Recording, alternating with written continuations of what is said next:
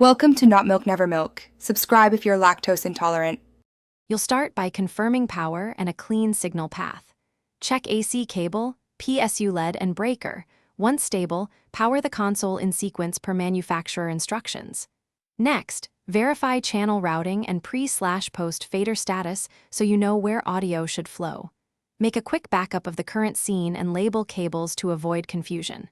Once done, you've removed basic variables and can focus on signal-level troubleshooting and routing issues with confidence. You now trace the full signal path from mic through snake to input jack and preamp. This isolates physical failures. Then set gain structure. Trim so average sits near -18 dBFS with headroom for +12 dBFS peaks, which prevents distortion and preserves dynamic range. Insert and bus routing follow.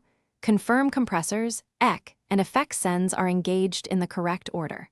Once you've locked levels, ride faders and monitor meters to ensure the console behaves as expected under live conditions. Finish by calibrating monitors using pink noise and an 85 dB SPL reference so mixes translate reliably.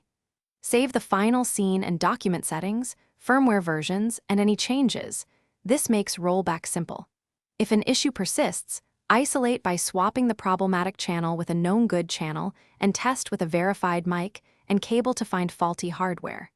If you still see no signal, check console firmware and perform a controlled factory reset as a last step.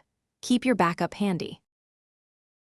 Thanks for watching. If this was helpful, leave a like and consider subscribing. See you next time.